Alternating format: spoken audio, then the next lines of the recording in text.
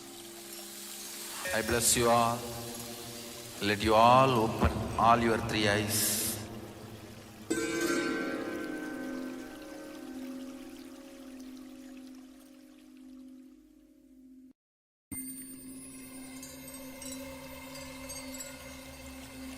I welcome you all with my love and respect.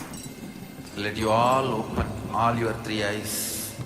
Om Nithyananda Paramashivoham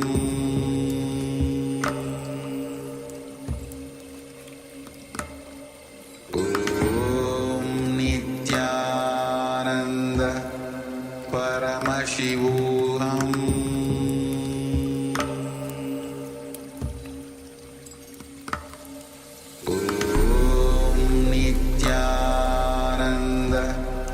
Paramashivoham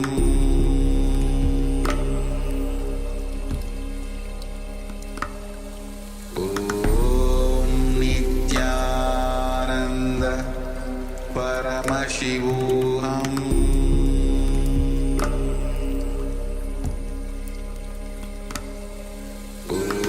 Om Nithyananda Paramashivoham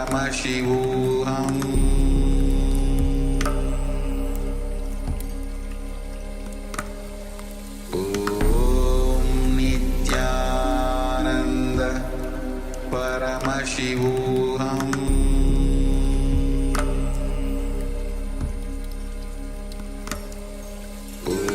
Om Nithyananda Paramashivoham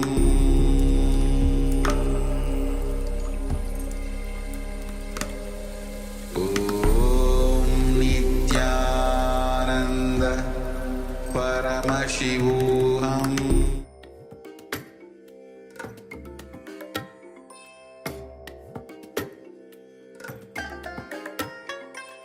I bless you all. Let you all open all your three eyes and manifest the powers of Mahasudashiva. Om Nithyananda Paramashivoham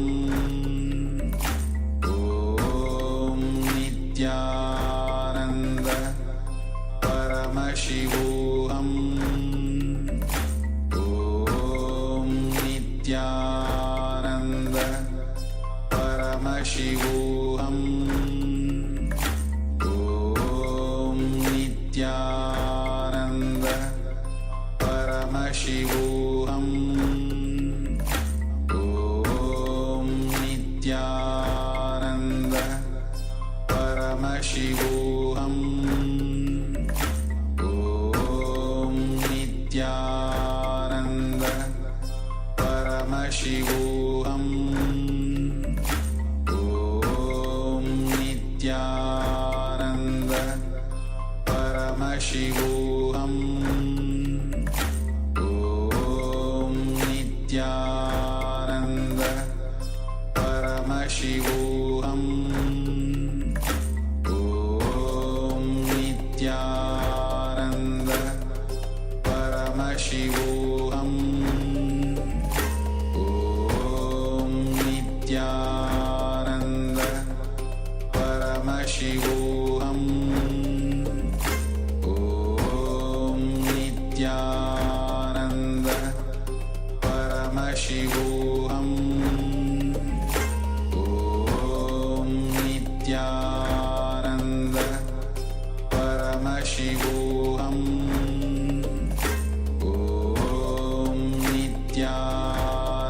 Nithyananda Paramashivoham